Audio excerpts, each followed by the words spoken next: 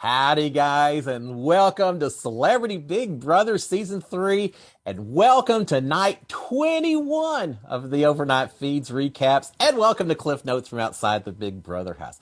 Night 21. Can you believe it? We are 3 weeks in. We've only got, what's that, 8 days left. 8 days left. Such a fast season this Celebrity Big Brother is. I kind of like it that you've got so much happening with 2 evictions a week. You've got so many competitions.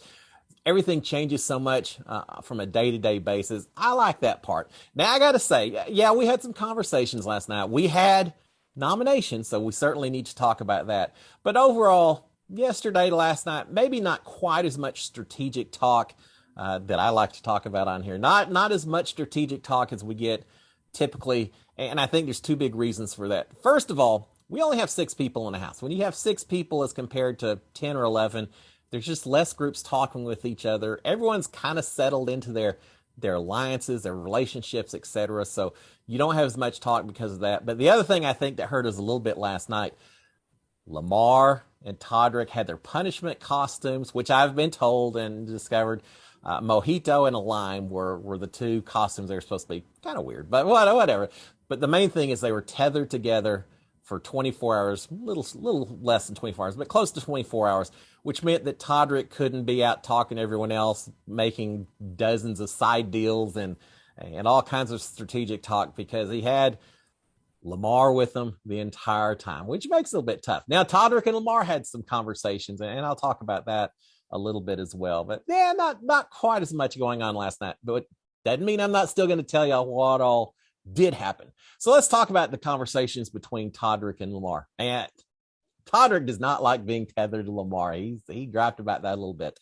But first of all, let's talk about their conversation. They're talking strategy a little bit. And I enjoyed this conversation because it just gave me a little more insight into the way Lamar approached the game, the way he's playing the game. And obviously he doesn't have a lot of, he's still trying to figure out the rules and exactly how this game works. But he did have a little bit of a strategy coming in. But they're talking about how they approach this game. Lamar talking about his strategy, saying, look, I came in saying, I'm not going to talk to any of y'all guys. I'm going to consider basically all of y'all the enemy to start with. I think the term he used was, I'm going to come in saying, this is my block. Y'all are all on other blocks. We're going against each other from the start. So Lamar, everything he talked about very much is a me versus everyone else in this house.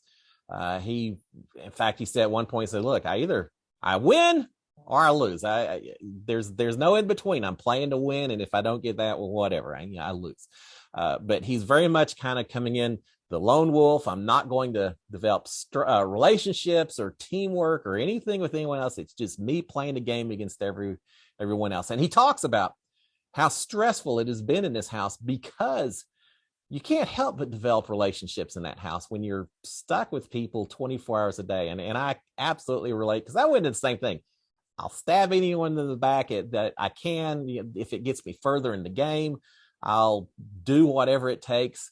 I don't care about anyone else in there. Well, the reality is you do start developing friends and relationships and you empathize with everyone else in the house. And so Lamar felt some of that. He's talked about the stress with Todrick. But again, it lets me know kind of how the game, how he looks at the game itself.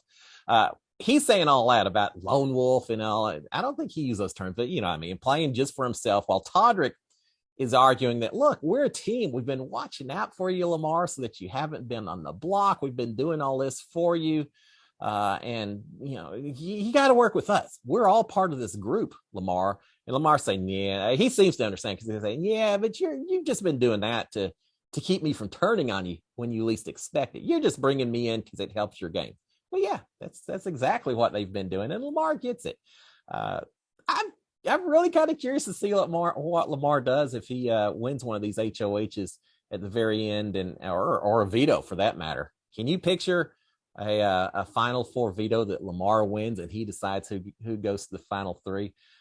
That'd be fun to watch. But anyway, so they talk about that. He does seem to understand it. He's just being protected because it benefits Todrick and Misha.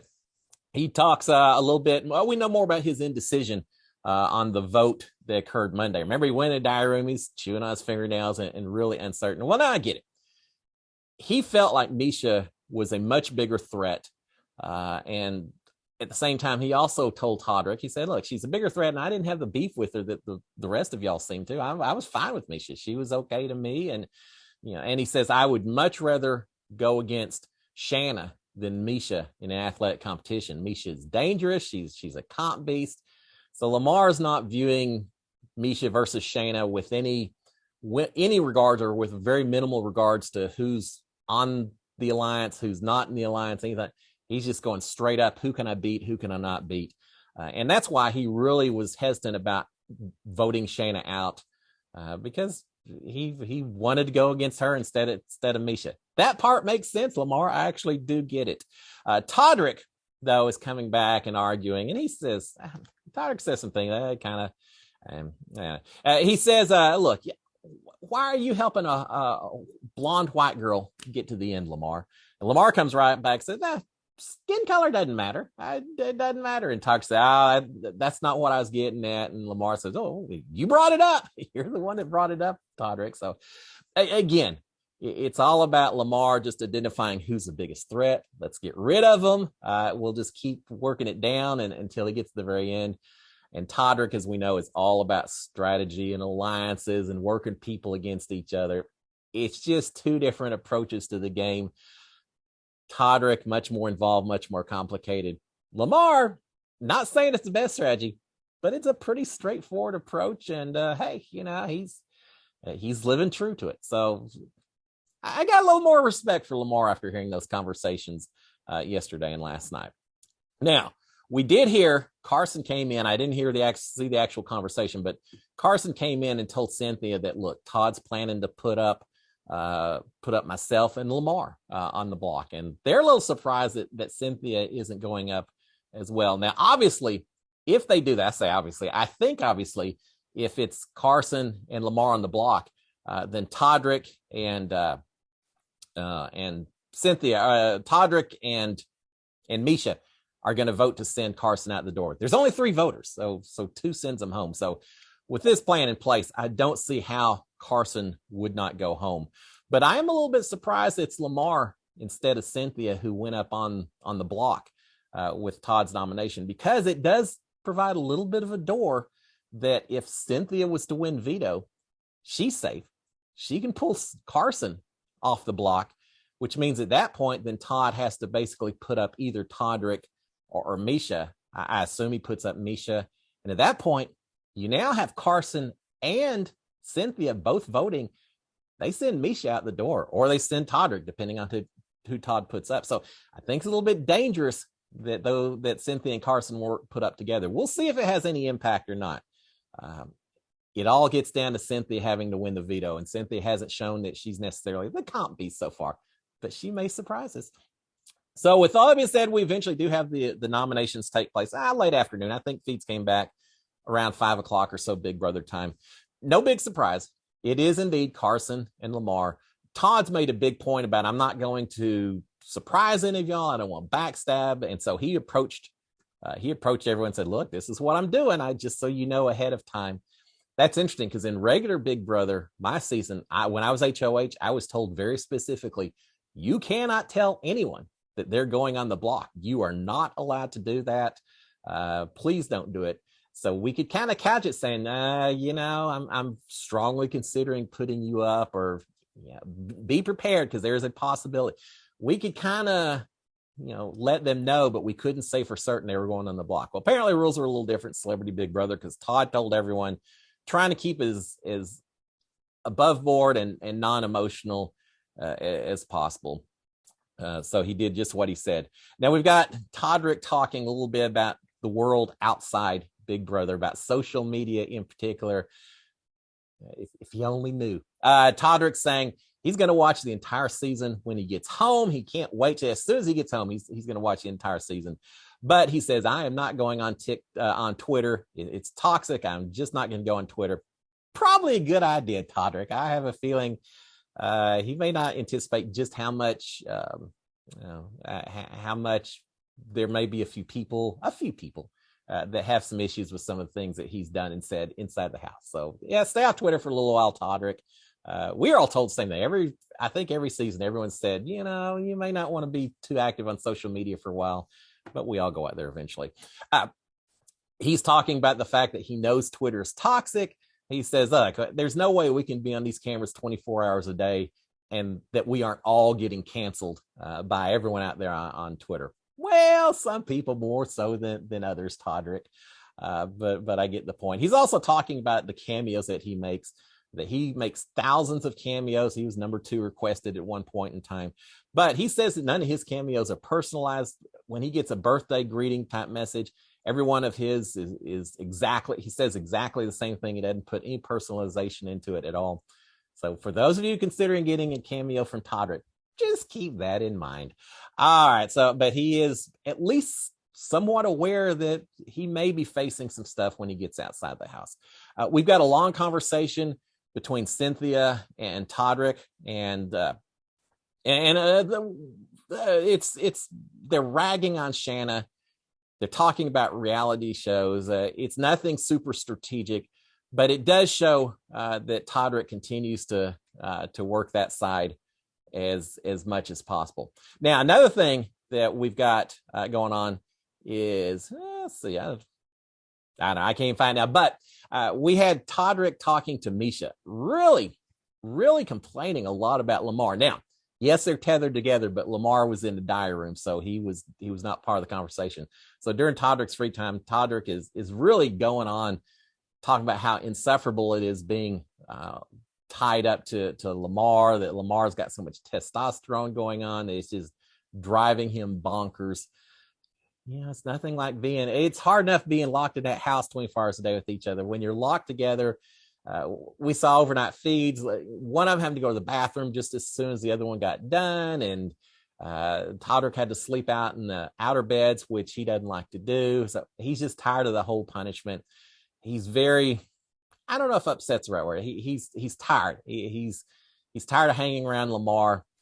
By this point in time, everyone's getting tired of everyone, and we are seeing that. But fortunately for Todrick, it's only a 24-hour punishment. And in fact, the punishment is over a little bit before midnight. They get to take their costumes off. They're finally free of one another. And let's see, what else? Oh, and another thing, Todrick was upset about. Lamar apparently tore up the playing cards that they had. I think they got a new set, but tore up the playing cards. Not really sure if it was done in anger, in frustration. Maybe he just got tired of hearing Todrick shuffling cards. I don't know, but Lamar tore up the playing cards. Todrick was not real appreciative of that either. All right, let's see. And then finally, we've got Todd and Lamar talking. Both of them are saying that Carson is too good. He has to go. Todd's laughing, saying, look, if I wouldn't veto and I take Carson off the block, Misha's just going to come over and kick my ass right then and there. She'll kill me if I do that.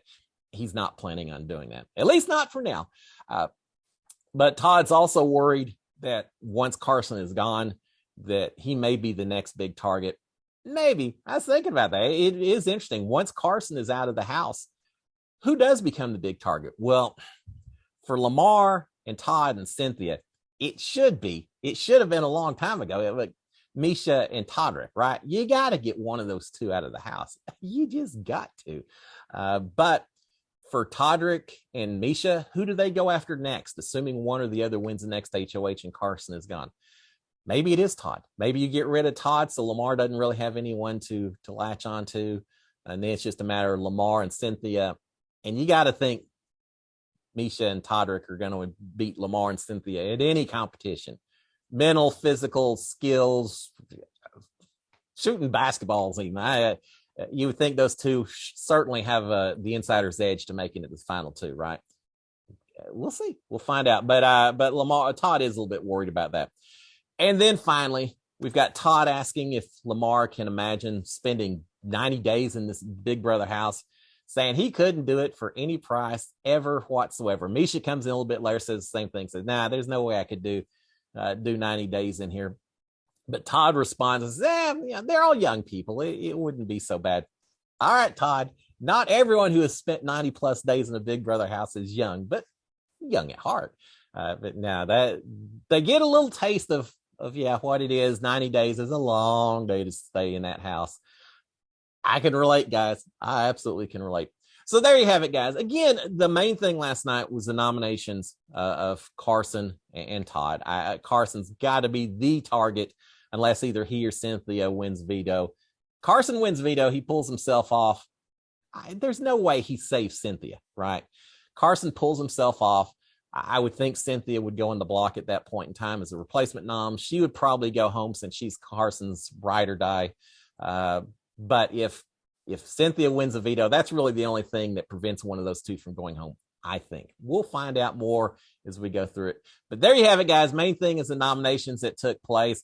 Todrick a little chapped at Lamar, but just because they were locked together, I think a little bit. And Lamar actually explaining a little bit more about the way he approaches the game. All right, guys, y'all have a fantastic Wednesday. I will be back tomorrow. We'll see what happens overnight and see if any big changes have occurred. Maybe Lamar becomes a big target by the time we get through. I wouldn't have thought that Shanna would have been the big target last week. So, hey, anything's possible. Guys, y'all have a fantastic Wednesday. I will talk to y'all again tomorrow morning. Until then, SKD 143. Cheers, my friends. Bye.